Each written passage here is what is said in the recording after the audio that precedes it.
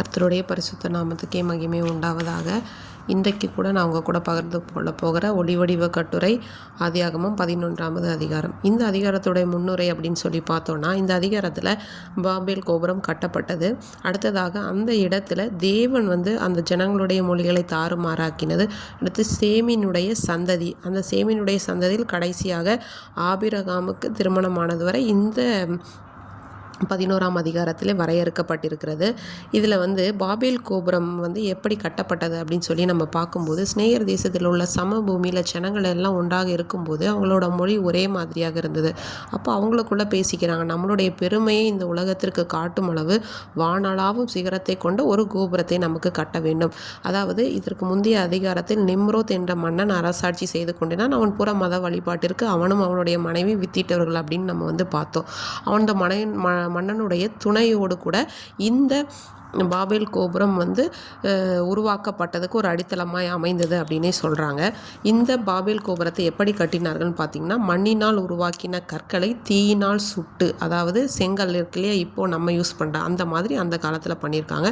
அடுத்ததாக சாந்துக்கு பதிலாக தார், அதாவது நம்ம சிமெண்ட் எல்லாம் வச்சு பூசுவோம் இல்லையா, அந்த காலத்தில் தார் என்பது இறுகி பற்றி கொள்ளக்கூடிய ஒரு பொருள் இல்லையா. ரோடெல்லாம் போடும்போது நமக்கு நிறைய பேர் அதை நம்ம பார்த்துருப்போம். அந்த தாரையும் கொண்டு அப்படி கட்டினார்கள் அப்படின்னு சொல்லியிருக்காங்க.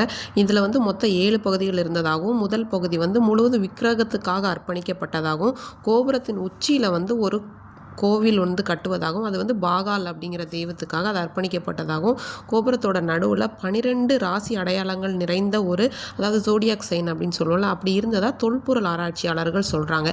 இவங்களுடைய பெருமை நிலைநாட்ட இப்படி கோபுரத்தை எழுப்பும்போது கர்த்தர் இறங்கி இவர்கள் பெருமையை தகர்த்து போடும்படி அவருடைய மொழிகளை என்ன பண்ணுறாங்கன்னா தாறுமாறாக. இப்படி தான் 4000 வருடங்களுக்கு முன்பாக பல மொழிகள் தோன்றினது. ஜனங்கள் சிதறி போனார்கள். காமினுடைய சந்ததியும் யாபேத்தினுடைய சந்ததிகளும் சிதறி ஒவ்வொரு நாட்டிலும் பிரிந்து ஒவ்வொரு சந்ததியை உருவாக்கினார்கள் அப்படின்னு சொல்லி பார்க்குறோம்.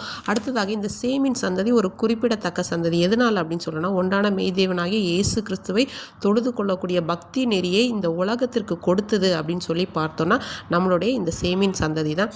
இந்த சேமினுடைய சந்ததியில் தான் நம்முடைய தேவனாகிய இயேசு கிறிஸ்துவும் கூட என்ன பண்ணுறாருன்னா வெளிப்படுறாங்க.